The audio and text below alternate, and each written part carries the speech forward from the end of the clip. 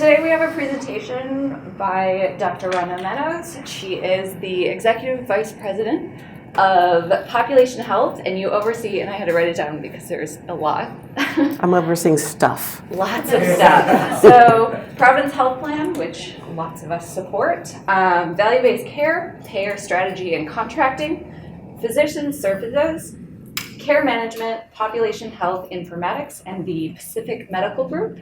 She also serves as a member of the physician-focused Payment Model Tech Advisory Committee that produces recommendations to the Health and Human Services Secretary on physician payment models, correct? And I think I also overheard that you are a Trekkie.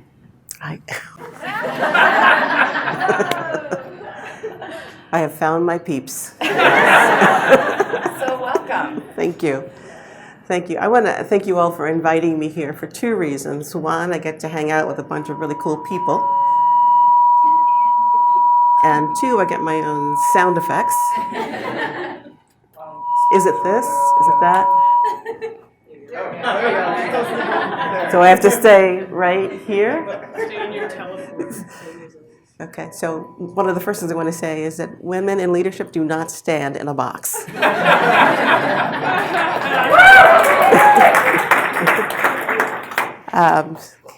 Moving right along. The other reason I was really happy to come to do this conversation with you, and I really want us to actually talk a little bit, is that it made me do something that I'm going to tell you all I think is really important for any leader coming forward, and that is to constantly challenge yourself with learning something new. So when I first saw the title of the presentation, I thought, women in leadership, do they mean, can I just share tidbits about how to be a good employee, or how to make your way up the ranks, and how to get a good paycheck, and how to be successful in your career path? Do you mean that kind of leader?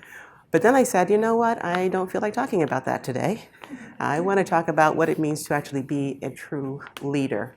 And for me, that starts with two things. We always talk about a leader inspiring people.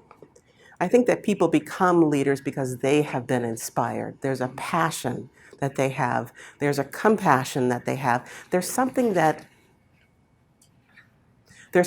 drives them. So even though they do a fantastic job of doing their homework, doing the studying, getting the grades, doing everything they're supposed to do, having a beautiful resume, they do all these things.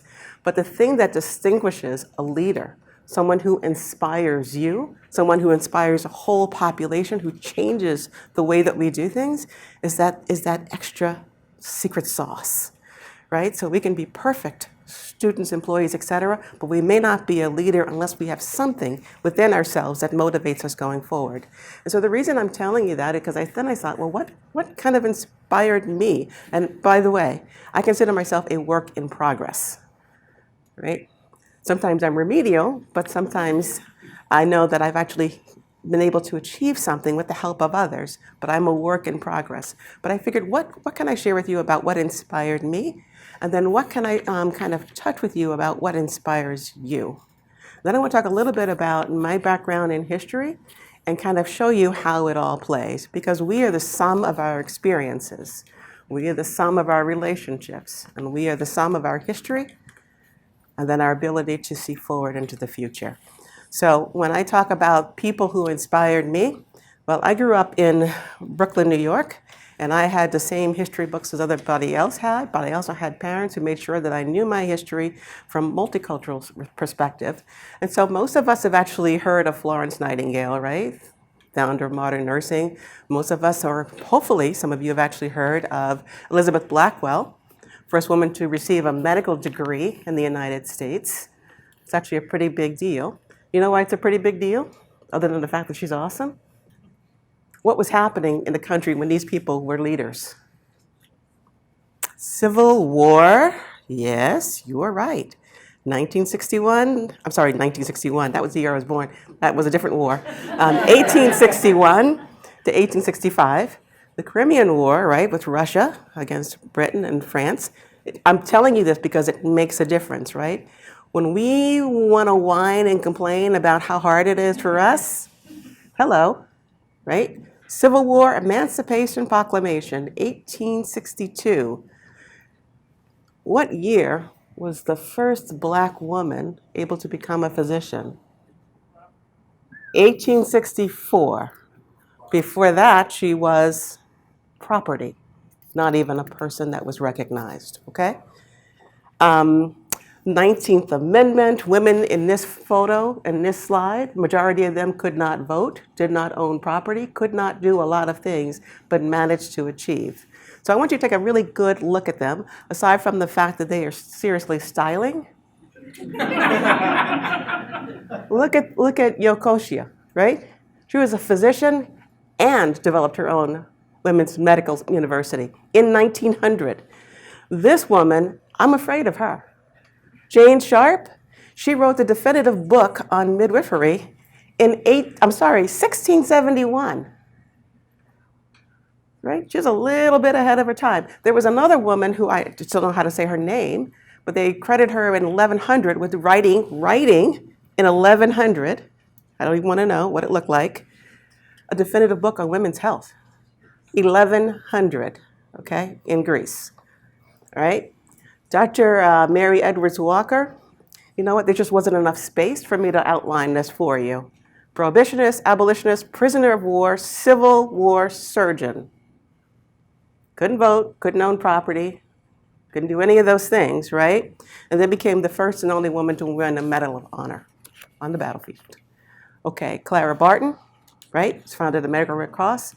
So when we're sitting in our little offices and our little cubby holes and we're sitting at home and we're sitting there going, God, it is so hard to be a woman in leadership. It is, oh my God, it's just I don't know if I can just break these barriers. Here's your inspiration. Now, I know I'm not supposed to say this because I'm being recorded, but these women, what's a good word for them? Badass. They were badass. Right? They did not take no. First Native American women, physician. I mean, it just, to me, this is kind of like saying, to me, what's your dream? And obviously you must be able to achieve it because sisters here managed to do it with a whole lot less than you. Now this is healthcare, a lot of medicine, and I gotta tell you, the more I researched, the more I found, and it became pretty amazing because I kept finding these little tiny articles and papers about women doing different amazing things. Then I figured, I need to find some other examples maybe to share with you. Now, Mae Jemison was a personal hero of mine, right? This woman was a triple threat. Physician, engineer, astronaut. I mean, when we talk about rocket scientists, hello, here we go, okay? Not too many people can say that they orbited, right? This is an amazing thing. Grace Hopper, also known as Amazing Grace, right? Pioneer in computer programming, right? This woman has an institute named after her today, but back then she was basically known for busting balls and saying, dudes, here's the science. What's your problem? Catch up, right? But here's one that I just happened to find. That is Ada Lovelace. That is not Linda Lovelace. Okay, Ada. Ada was an English mathematician. Look at Ada. She's killing it. But in 1842, what did Ada do? She is recognized as the first computer programmer. I gotta ask you something, because I'm trying to imagine what a computer would have looked like back then. But the whole idea was that you could take computer science and use it for something other than simple computations, that it could be used for something else. She wrote language. She translated English into computer language. I know you're looking dubious. You're like, are you sure this is right? I checked. I checked multiple sources because I wanted to know. Really? She did this? I don't know if she liked that name, the Enchantress of Numbers. I personally prefer Empress as my title, but maybe she did, maybe she didn't. And then this woman, Radia Perlman, do you guys know this? Do you know these people? Have you heard of them before? Kind of. You've heard of Hopper, but have you heard of this one that's called the mother of the internet? Right? And just because we're Providence St. Joseph Health, first woman to get a PhD in computer science. Right? So I don't know about you, but I'm feeling a little pressure to succeed. I'm feeling a little bit like I don't have much of an excuse to not be able to be the leader that I want to be. Because again, look at the dates and timeline of this, right? A little bit more modern than the docs, but still, right? They've achieved quite a bit.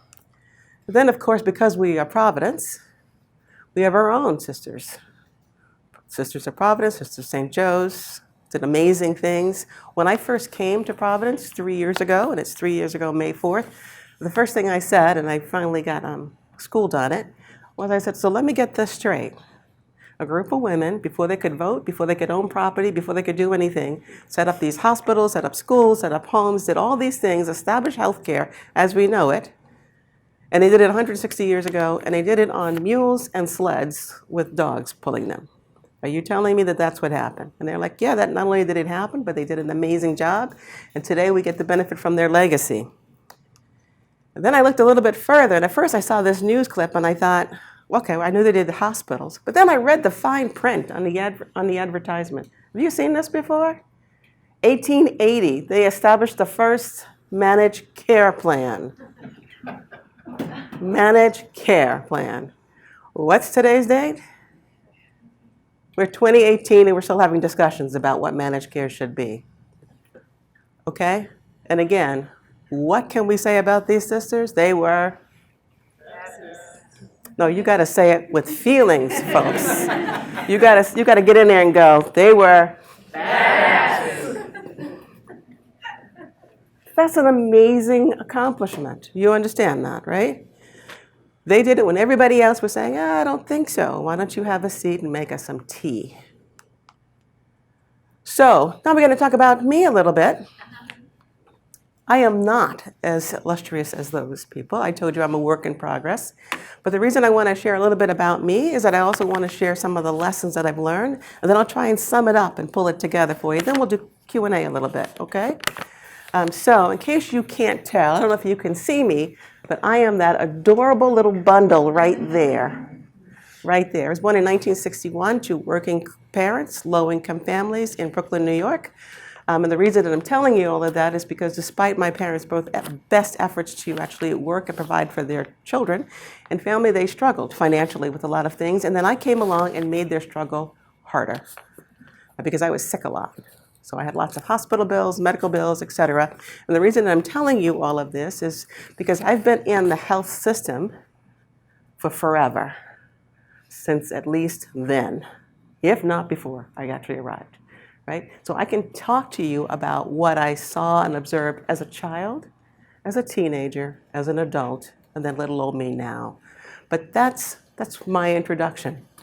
By the time I was this devious toddler, and I'm a little fuzzy, that's because I was moving constantly. By the time I was that devious toddler, I already had not only asthma, but I was about to be admitted in for tuberculosis, for lead poisoning, and a host of other things that sometimes occur when living in poverty in the middle of the inner city in New York. And the reason that I'm bringing that slide up is not because I am just glorious with my little hair bob thing. It's because that was my first introduction that women ruled. It was the nurses who took care of my family. It was the nurses who talked to me. It was the nurses who soothed me. It was the nurses who made me understand what it is they were doing to me in the hospital, in the clinics, etc. It was the nurses who did this. I would occasionally see a doctor. At first I didn't know who he was because remember there were doctors and then there were orderlies and they all wore the same white coat and kind of blended. But the nurses showed me that there was a way. They took care of people, they got things done. And they took the time to talk and educate me. So this glorious picture is of me, and I think that's graduation, elementary school. I really can't tell. I kind of looked the same for many years, kind of stunned, pretty much. But about third grade is when I knew that my experiences from being in the hospitals, clinics, seeing doctors, nurses, etc., was that I was going to be a doctor. So this is the first of my points for you. When I was in third grade, someone said, what do you want to be? And I said, I'm going to be a doctor. And what did they say to me? No way. You're so cute. Well, I was, but that's beside the point. So they said to me, well, you're not, maybe a ballerina. I was like, no, I'm going to be a doctor. Like, well, maybe, I said, no, I kind of, thank you, I'm good. Third grade, I become stubborn.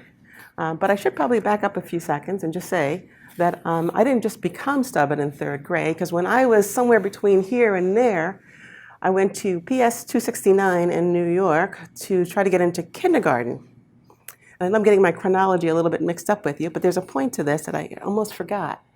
See, I went to kindergarten when I was a little bit younger than most kids, because I had like a December birthday. And do you know, back then, in the 1960s, and we're not going to calculate my age, we're going to leave that alone, okay? You had to do a test to get into kindergarten early, because they didn't want you to be in the system beforehand. And so they sat me down and they said, they had my mom leave the room, and they said, so write your numbers, wrote my numbers, write your ABCs, wrote my ABCs. They talked to me about what are your colors, what is this object, what is this?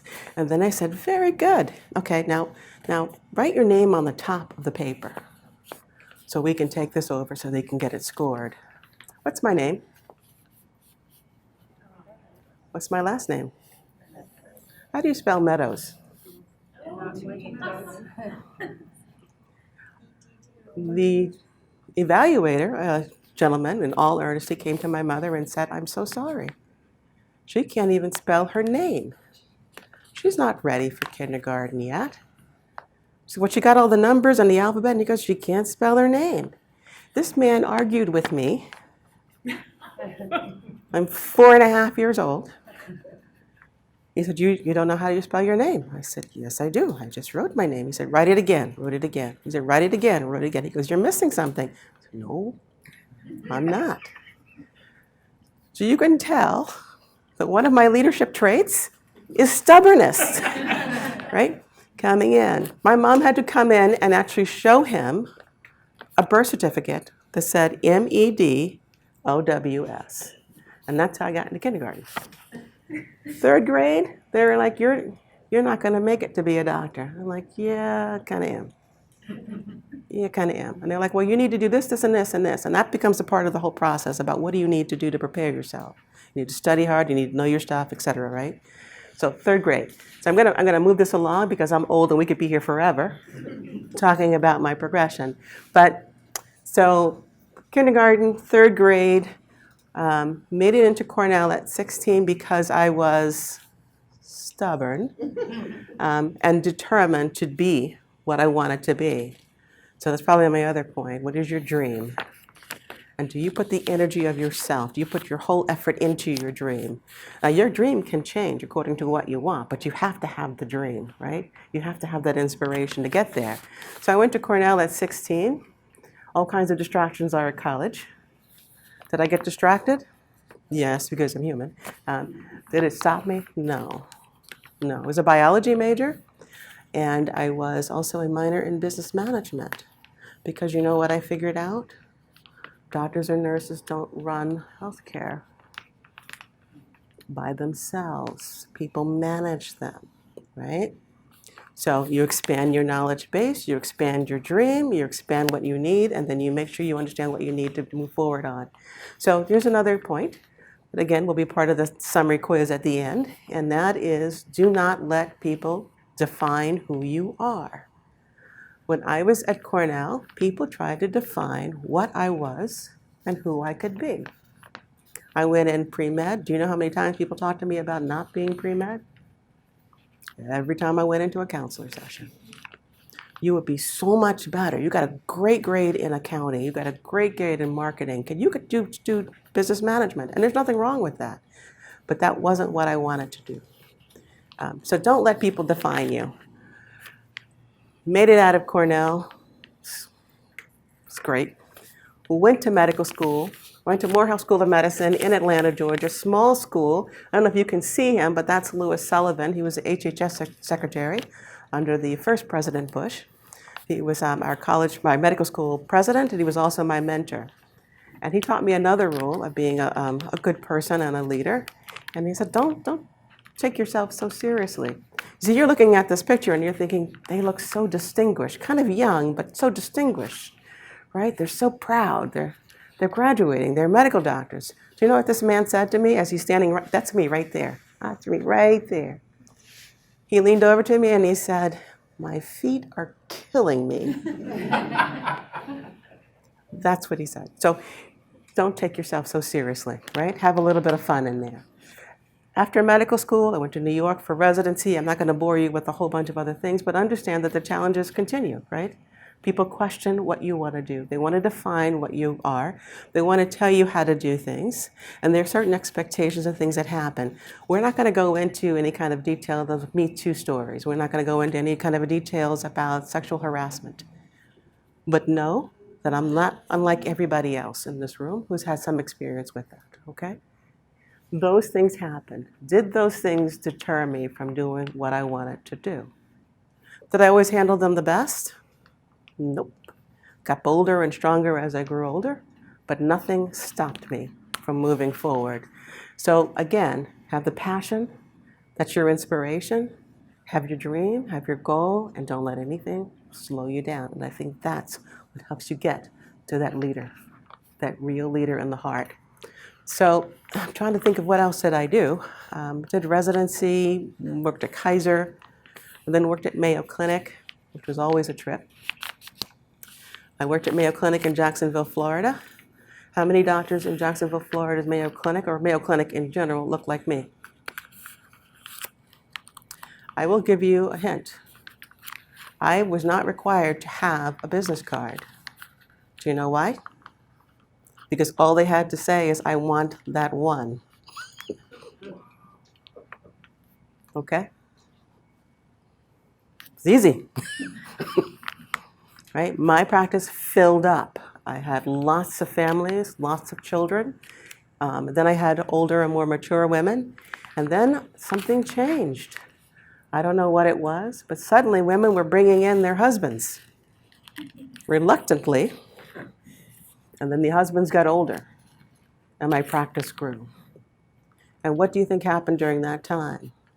Became more confident as a physician, more confident in my ability to make decisions, more confident in being able to express myself, and basically becoming a more confident leader as a physician running a practice. Okay. I've done a lot of crazy things, but here's a point. I think this is 5 or 6 on the list that I'm going to share with you, and that is I practiced for about 11 years. And then an amazing opportunity came up to work for Blue Cross in an experiment. They wanted to take a doc, drop them in the middle of an insurance company, and have them learn insurance or healthcare management de novo. My other colleagues said no. They were working at Mayo Clinic, making lots of money, doing a great job, right? Moving the science forward. The next point I want to say is about saying yes to opportunities, to challenges, and to basically kind of stepping out of your comfort zone. I went to work for Blue Cross Blue Shield for 1 year. During that year, I had my 3rd and last baby. During that last pregnancy, and the reason why I'm telling you this, I'm sure you're going to be able to enjoy this, is that I was not the nicest person during the 3rd trimester of that pregnancy. But I somehow got volunteered to be on the Institute of Medicine, remember that medical era time period, for the state of Florida. And that's how I met the then Secretary of Healthcare for Florida. And that's how I got interviewed by the then Governor of Florida, Jeb Bush. Because the then Secretary said, "You know, you're kind of pushy. You're kind of bossy." Things that we don't like to really think are politically correct now. He said, "But you're doing all these things. Have you ever thought about a career in public service?" So I interviewed when I was 8 months pregnant. I interviewed again when I was 9 months pregnant. It's amazing. Nobody argues with you when you're 9 months pregnant. And started as secretary of the Florida Agency for Healthcare when my newborn was about 12 weeks old. The next month was 9/11, and then it was all the anthrax. And so that's probably my next point of my next tip for you is that you can timeshare leadership. Did you know that? Sometimes you're the lead. Sometimes you're the big dog. You're the one who knows everything. Sometimes you're the team captain. Sometimes you're the support.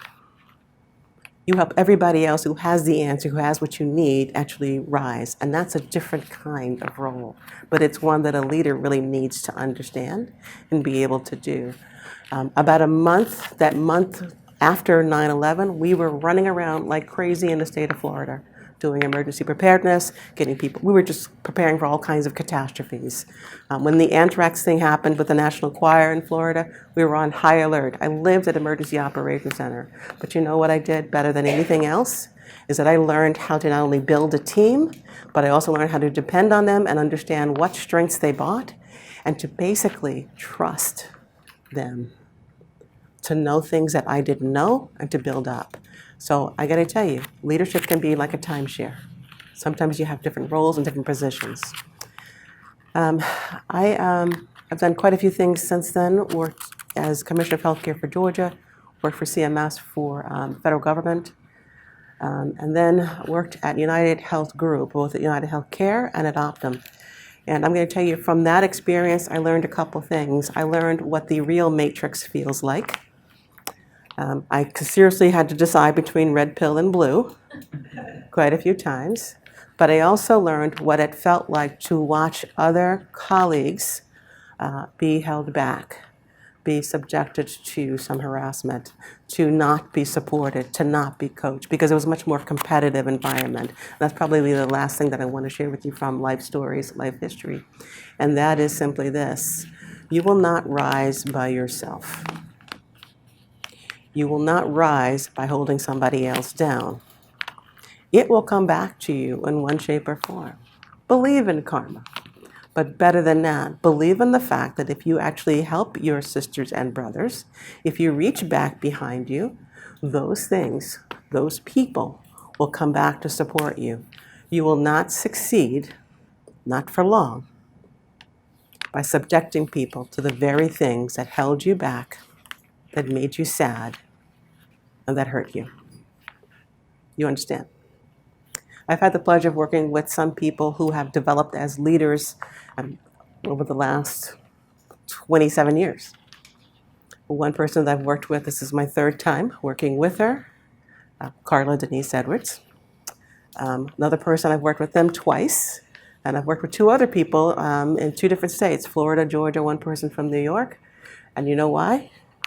Because they know that there's nothing that I wouldn't do to help them succeed. There's nothing that I wouldn't do to help remove their barriers. There's nothing that I wouldn't do to help them achieve their dream, and that I will always ask them if they understand what the goal is. One of the things that happens when you get older, and again, no age jokes, is that you have goals that you're thinking about for yourself. Then there are goals that you're thinking about for your immediate team. There's a point when you've actually had everything that you could possibly want because you've managed to become successful, and you start thinking about what is the goal for the greater good. And let me tell you, ladies and gentlemen, when you get to that part, that's when you're in the sweet zone. Because that means you are free of worrying about the little things, about the little tiny things, about the annoyances, and you're able to think larger. You think of the bigger picture, and you actually feel yourself being inspired by wanting to do more and better forever.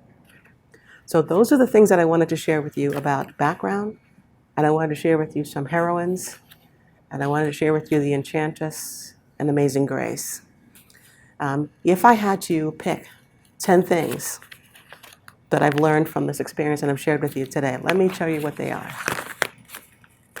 And it is not how to say badass, because you apparently already know how to do that. I would say that number one is to understand, most basically, what is it that you want to do?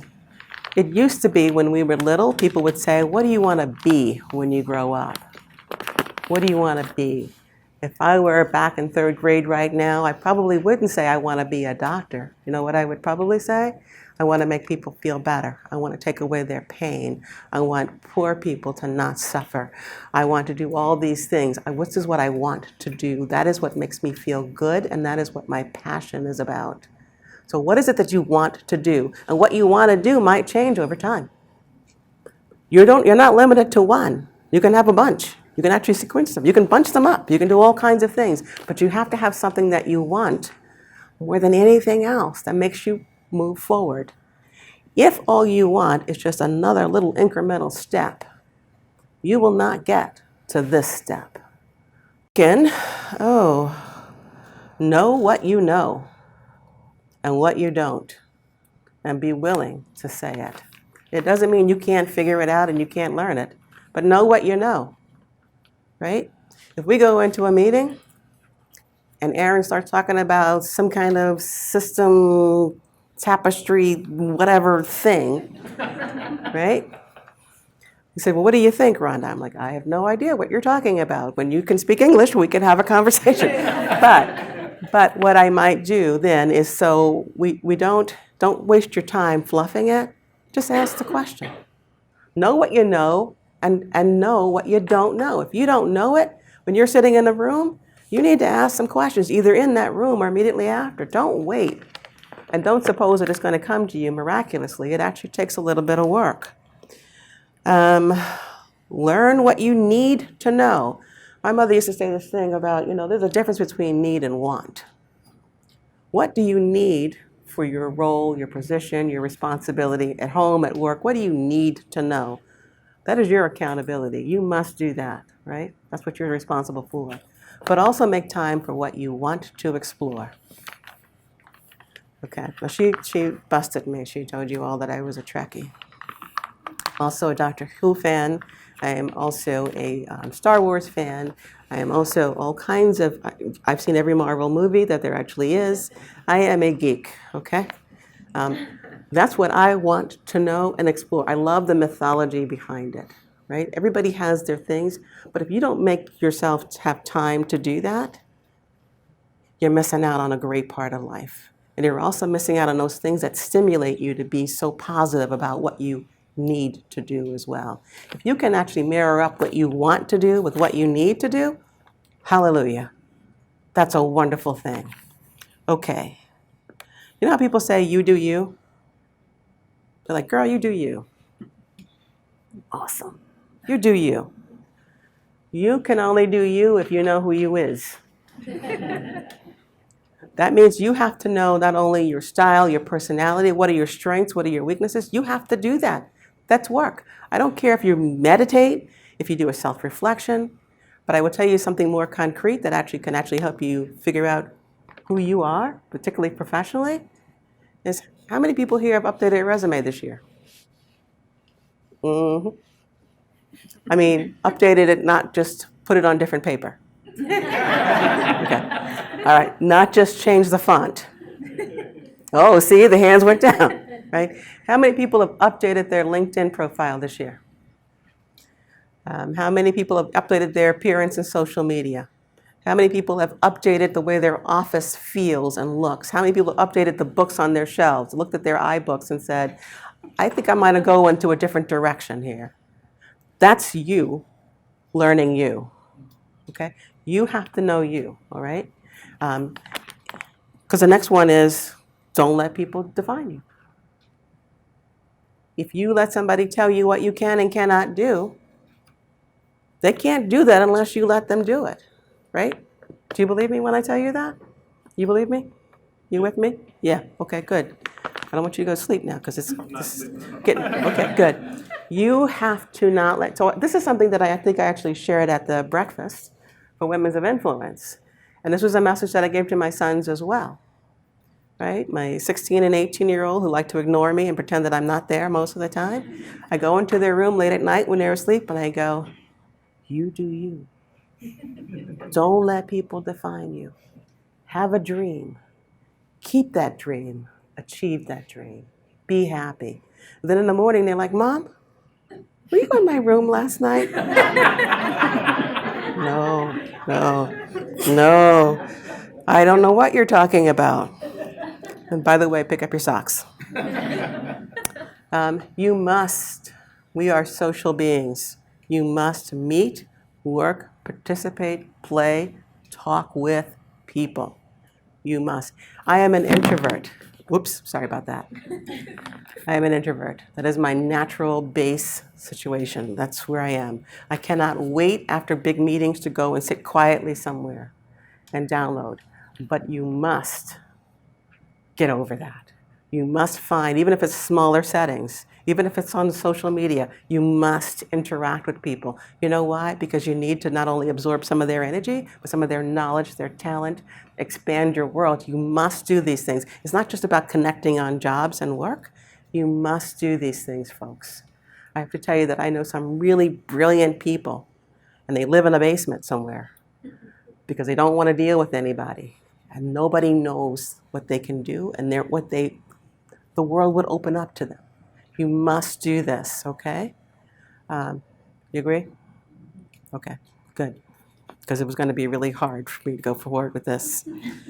And then the next number 6 is say yes.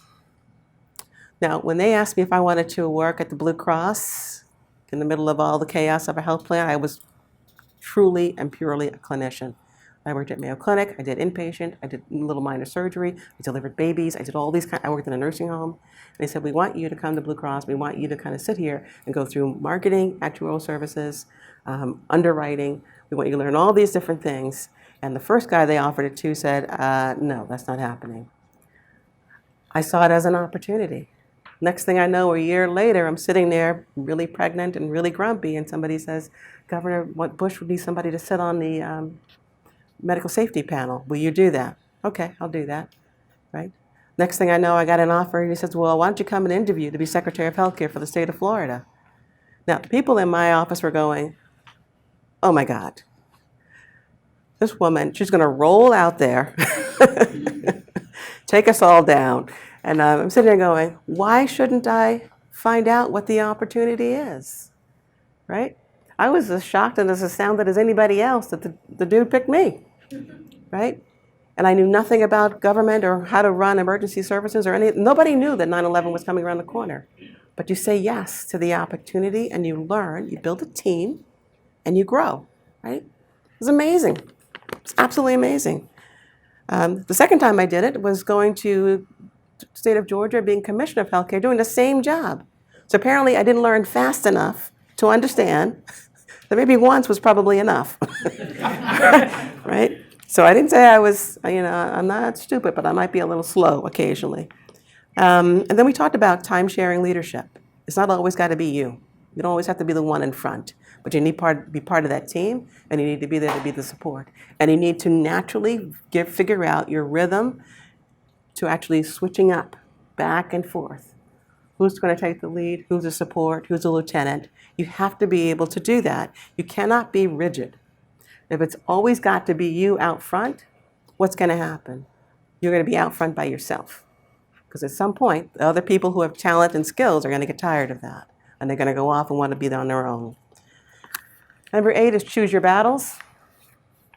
Do I need to explain that? Choose your battles? Yeah. So how much energy do you have? I've got about that much. And I choose to use it on the things that are most important to me, the things that are the highest priority to me. I'm not sweating stuff that honestly is not there. And one of the things that I have learned over and over again, that sometimes when I'm really ready to just go out there and just duke it out with somebody because I think that they've wronged me, or they've double-crossed me, or they didn't help me, or whatever, I stop for a minute and I pause and I put my little dukes down and I'm like, well, wait a minute. Let me look at it from another viewpoint. Oh, well, maybe there wasn't a battle for me to fight. There was one young lady who works for me who comes up to me, she goes, I'm really upset with you. And I'm like, what's the problem? She's like, well, you keep looking at me as if I'm stupid. When I'm talking and I'm doing a presentation, I can just feel you judging me. And I'm like, really? She goes, yeah, I don't feel the support. I don't know what's happening. I said, well, tell me when this happened. She goes, well, last Tuesday, I was presenting on X, Y, and Z, and you were sitting there and you were looking at me the whole time when I was talking. And so I am sitting there rapidly going, Tuesday, where was I? Tuesday, where was I? And then I finally figured out what meeting she was talking about. And I had to think for a second, because Erin, I couldn't figure out. Should I tell her that I was looking in her general direction, but I was doing my grocery shopping? And I really wasn't appreciating the prices that were coming back on Amazon, fresh? Should I tell her that? Should I tell her that I wasn't really even thinking about her? Or should I just kind of go with, you know what, I'm really sorry, right? And so because she's a close friend, I said, I wasn't even thinking about you. She goes, well, it looked like. And so she already had her dukes up. She's going to have a battle with me. And I'm like, there's nothing to battle. I love you, I respect you, I want the best for you, but you're reading it wrong. You're reading it wrong. It's not always about us, right? It's not always about us. I am almost done. Almost done. We talked about don't let others define you. And then here's number 10. This is the last one, I promise, last one. Dream big, dream often, and dream forever.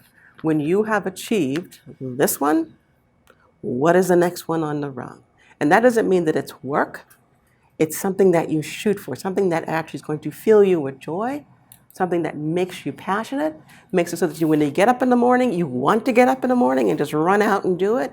You must keep moving that bar for your own personal sanity, health, and happiness. You must do that. So when you get your assignment and your project and you're knocking it out of the park, what's the next thing? Find the next one. And does it have to be work related? No. I have a bucket list.